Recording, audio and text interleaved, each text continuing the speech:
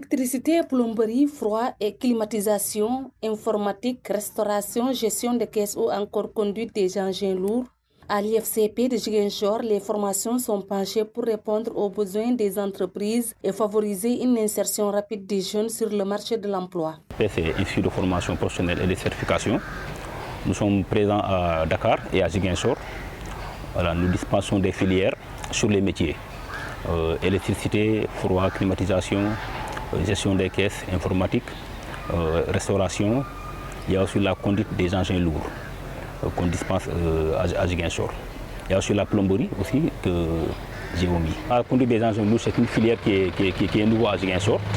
Nous avons fait le constat que beaucoup de jeunes se déplacent qu'à Dakar pour faire cette formation-là. Et c'est pourquoi on a pris l'initiative même de l'installer à Ziguinchor pour une première fois. Voilà, nous avons commencé une première session à Ziguinchor, une première semaine sur la théorie, mais nous sommes actuellement sur le terrain pour faire la pratique. Le site est au stade Alain Diatta, auprès du terrain basket. Il y a un espace qui est là-bas, là où on fait la pratique. Cette formation suscite déjà un réel engouement, notamment chez les jeunes filles, encore peu nombreuses dans ce secteur traditionnellement masculin. Pour elles, conduire un engin lourd est avant tout une question de maîtrise et de technique. Conduire d'engin, métier noble. La conduite d'engin est un métier noble.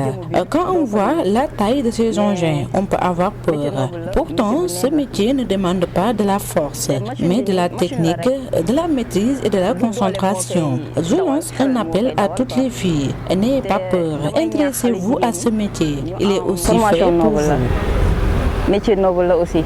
Avec le développement de l'agropole sud, des chantiers d'infrastructures et des activités minières, la demande en conducteurs d'engins qualifiés ne cesse de croître. Pour les responsables de l'Institut, la formation professionnelle constitue aujourd'hui une véritable passerelle vers l'emploi.